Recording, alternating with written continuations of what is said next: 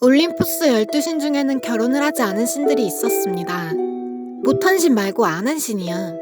이들은 각자의 이유로 결혼을 하지 않았는데요. 이번엔 올림푸스 미혼 신들에 대해 알아보도록 할게요. 처음 소개할 신은 바로 헤스티아입니다. 헤스티아는 크로노스와 레아의 큰딸로 가정과 화로의 여신인데요. 그녀는 항상 화로 옆에 앉아서 불씨가 꺼지지 않게 지키고 있었다고 합니다. 헤스티아는 그리스 신화에서 보기 드물게 성격이 좋은 신이다 보니 신화에서의 비중이 다른 신들에 비해 적은 편입니다. 아무튼 헤스티아는 크로노스의 딸이라고 했는데 크로노스는 자신의 아버지 우라노스를 몰아내고 왕좌에 오른 인물입니다. 하늘의 신 우라노스는 땅의 여신 가이아와 결혼하여 티탄족 신들과 거인을 낳았습니다. 우라노스는 예쁘고 잘생긴 티탄족 아이들과는 달리 거인인 자식들이 보기 싫었던 모양입니다. 그래서 그 아이들을 지하에 가둬버립니다. 가이아는 이런 우라노스의 만행에 화가 납니다.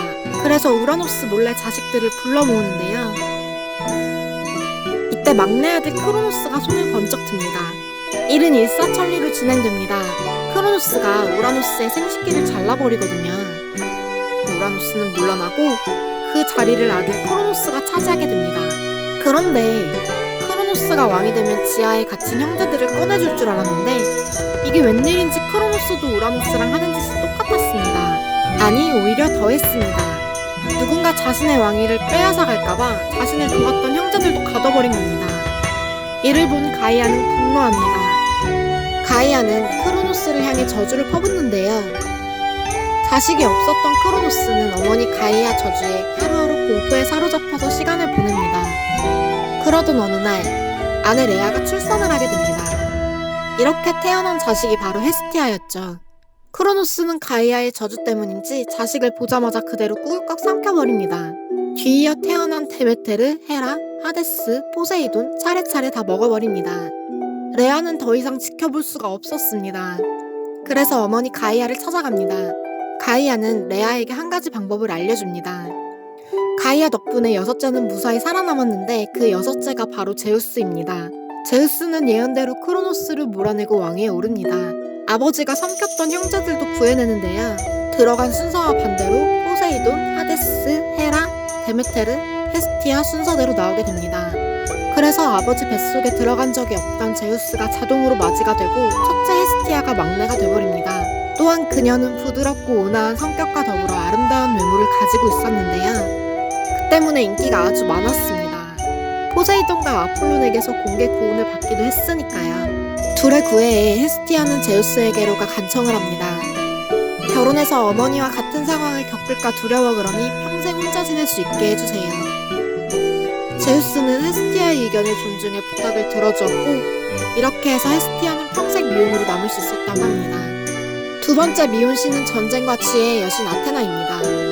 아테나는 제우스와 제우스 첫 번째 부인 메티스 사이에서 태어난 딸로 아테나가 태어나기 전 제우스는 예언을 하나 듣게 됩니다.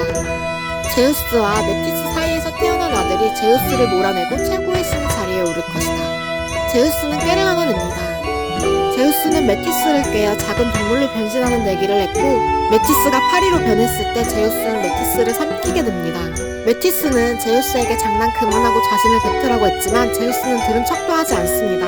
하지만 이때 메티스는 임신한 상태였는데 태어날 아이에게 입힐 갑옷과 무기를 준비합니다. 그러던 어느 날 제우스가 머리가 깨질 듯한 두통에 시달리게 되는데요. 도저히 참을 수가 없었던 제우스는 자신의 아들 헤파이스토스를 부릅니다. 대장장이 신인 헤파이스토스는 아버지 제우스의 머리를 가릅니다. 그러자 제우스 머리에서 갑옷으로 무장한 여신이 나왔습니다. 바로 전쟁과 지혜의 여신 아테나였습니다. 아테나가 태어나고 제우스는 안도의 한숨을 내쉬었는데 메티스 사이에서 태어난 자식이 아들이 아닌 딸이었고 외모도 자신을 쏙 빼닮은 데다가 얼마나 똑부러지는지 눈에 넣어도 안 아플 정도였습니다. 이 때문에 아테나는 제우스의 수많은 자식들 중에서 손에 꼽힐 정도로 아끼는 자식이 되었습니다.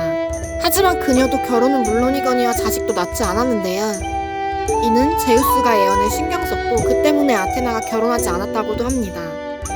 세 번째 신은 제우스의 또 다른 딸 아르테미스인데요. 달의 여신이자 사냥의 여신 아르테미스는 레토와 제우스 사이에서 태어났습니다. 레토가 임신했을 때 헤라는 예언을 하나 듣게 됩니다. 레토가 낳은 아이들은 올림푸스에서 제우스 다음으로 강한 권력을 가질 것이다. 제우스가 바람핀 것도 열받아 죽겠는데 자기 자식들도 아니고 레토의 아이들이라며. 열받은 헤라는 레토가 어디서도 아이를 낳을 수 없게 신들과 인간들은 물론 모든 땅에 엄포를 놓습니다. 해산이 다가오자 레토는 아이 낳을 장소를 찾아 헤매는데 불같은 헤라 여신의 노여움이 두려운 사람들은 그녀를 모른 척합니다.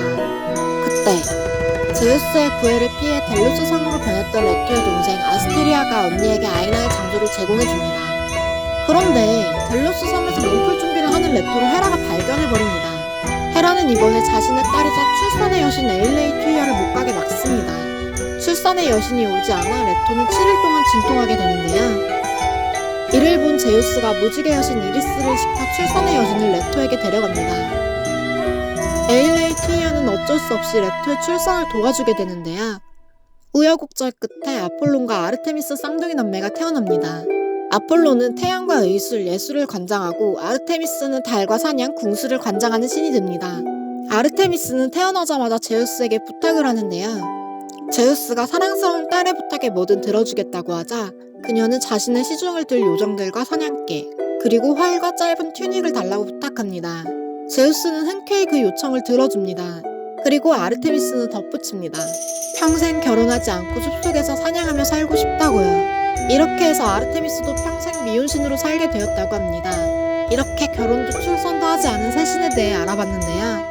모든 걸 다 누릴 것 같았던 신들도 각자의 이유로 결혼하지 않았다는 게 정말 신기하네요.